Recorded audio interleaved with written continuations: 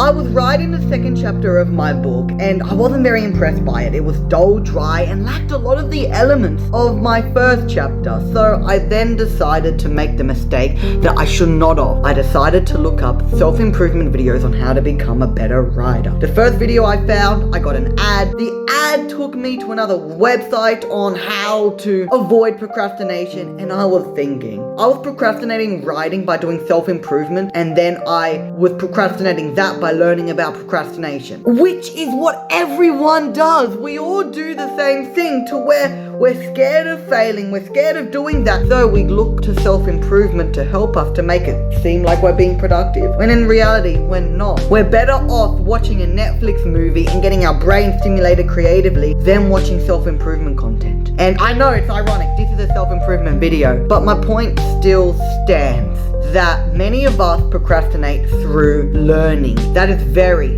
very self-sabotaging. Through this self-improvement content, through this learning, we trick our minds into thinking that we're being productive, when in reality we're not. We're just really aimlessly consuming, trying to procrastinate the future, procrastinate the failure, but in reality, failure will always happen. No matter how much you learn, you will fail. I'm going to primarily talk about creative in this video because I'm very familiar with creative. There is something beautiful about imperfection, and you're always going to fail when you're doing a creative. Could be writing a book, writing music, drawing. You're always going to fail, but the only way for you to learn is through that failure. And no matter how much you study, it will not impact how good you are. That is one way of procrastination, to where you procrastinate through learning. But another way, which I actually really hate when people do this, it's asking stupid questions that you already know the answer to. You're just asking those questions to make it seem like you're productive, to make it seem like you're doing something, when in reality, you're not. You're too scared to take that risk. For example, asking how to upload a video, or what hashtags you should use. I'm not gonna give you the answer.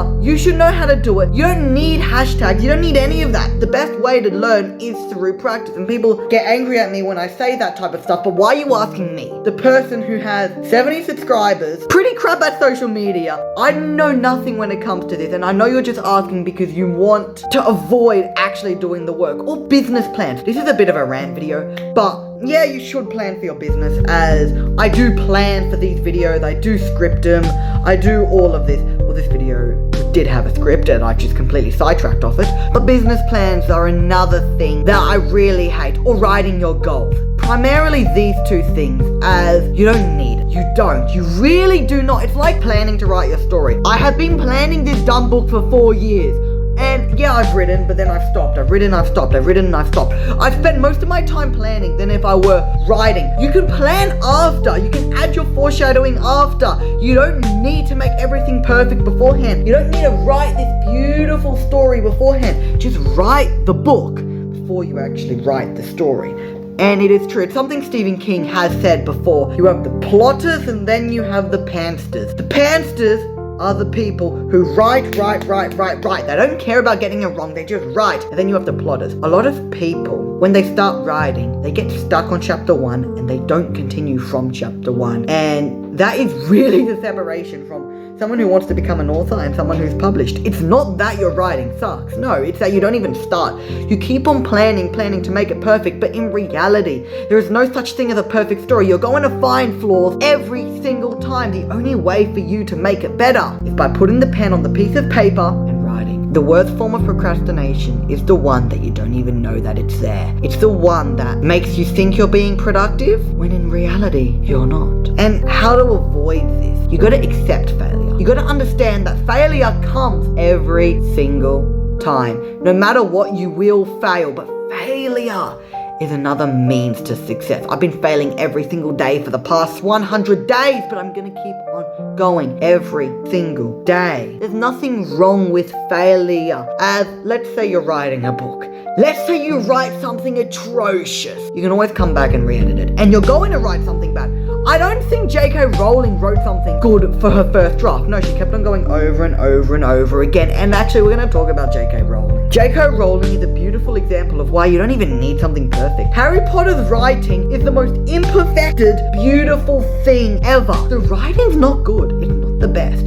It's passable. but it's not the best. It failed publication like 12 times, and that was the worst version of what it is right now. But it's so successful because it's easy, because it's imperfection, because everyone can understand it. 10-year-olds get up and understand what it means, and that is truly what makes a story good. There's something beautiful about imperfection. So stop trying to overanalyze, stop trying to over-detail your writing, your art. There's no point. You just need to make it to where people can understand and people can enjoy it and people can have fun. That's what makes something good. That's what makes something beautiful. There's something beautiful about imperfection. And I'm gonna give Ichiro Oda as another example. Some of the best panels he has drawn are just stick figures. Chapter 1138. That panel is so beautiful, and there's not much words, there's not even much pictures. That's a very childlike drawing. That's one of the best panels of One Piece, and it's a beautiful panel. It's because it's imperfect. And Ichiro Oda is an example of someone who didn't study. He just drew until he couldn't stop drawing, until